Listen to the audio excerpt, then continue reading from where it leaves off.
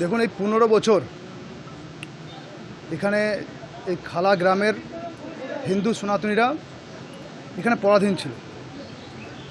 আজ তারা স্বাধীন হয়েছে, তাই হাজার হাজার লোক আজকে এই বিজয় উৎসবে মেতে উঠেছে, বিজয় উল্লাসে মেতে উঠেছে।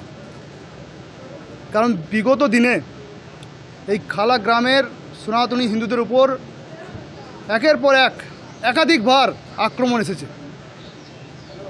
এটা শিব মন্দির প্রতিষ্ঠার সময় শুধু জয় শ্রীরাম বলার ক্ষেত্রে হর হর মহাদেব বলার কারণে গোটা গ্রামের মানুষকে মার খেতে হয়েছে।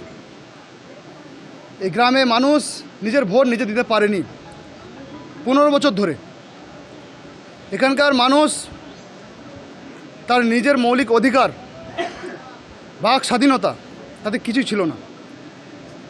শুধু খালা গ্রাম নয়, এই খালা, এই পাপুড়ি, চালকড়া গ্রাম, সমস্ত এই অঞ্চলের সমস্ত গ্রামে, এই পঞ্চায়েতেই এবং এই নানুরের এখান থেকেই হচ্ছে এই খালা পাপুড়ি, এই পাপুড়ি গ্রামই হচ্ছে যে সন্ত্রাস এবং জঙ্গিদের আঁতুড়ঘর।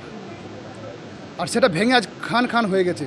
এই পরিবর্তনে এই সন্ত্রাসবাদীরা, এই জিহাদিরা এবার কোথায় থাকবে এবং তারা ঠিক করছে। তারা কোথায় থাকবে তারা নিজেরা এবার ছুটে বেড়াচ্ছে। তাই মানুষ এখানে বিজয় উল্লাসে মেতে উঠেছে।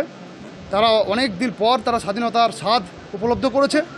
জয় শ্রীরাম বলার যে আজকে যে আনন্দ, সেই আনন্দ আজকে সবাই মিলে একসঙ্গে গ্রামবাসী সকল স্তরের মানুষ সেই জয় শ্রীরামের ধ্বনি দিয়ে গ্রামের প্রত্যেকটা মানুষকে এই পরিবর্তনের জন্য সবাইকে ধন্যবাদ এবং শুভেচ্ছা বিনিময় করলেন।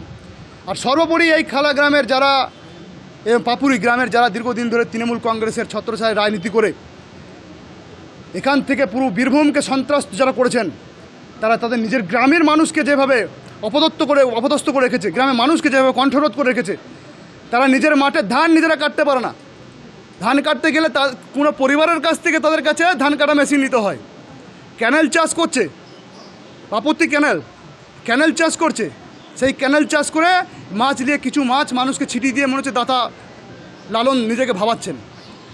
পুকুরগুলো, একাধিক পুকুর যারা এখনও গ্রাম ছাড়া আছে, সিপিএম আমলের মানুষ যারা, অনেক সংখ্যালঘু মানুষ যারা গ্রাম ছাড়া আছে, তাদের পুকুরগুলো চাষ করে তারা কাকা ভাইপোতে পকেট ভরছে। এখানে বালিশ ট্যাগ এখনও পর্যন্ত পাহাড়ের মতন, অযোধ্যা পাহাড়ের মতন দাঁড় করানো আছে। বালি কিনতে গেলে, পাথর কিনতে গেলে, সিমেন্ট কিনতে গেলে তাদের কাছ থেকে কিনতে হয়। আর সেই স্বাদ আজ স্বাধীনতার স্বাদ পেয়েছে মানুষ, তার নিজের অধিকার নিজে ফিরে পেয়েছে। ভারতীয় জনতা পার্টির সরকার আসাতে মানুষ খুশি এবং সবাই সাক্ষী। এবং এই নির্বাচনে ভোট দেওয়ার সময় মানুষকে অনেক বাধার শিকার হতে হয়েছে। এখানকার মানুষ আজ সম্পূর্ণভাবে স্বাধীন।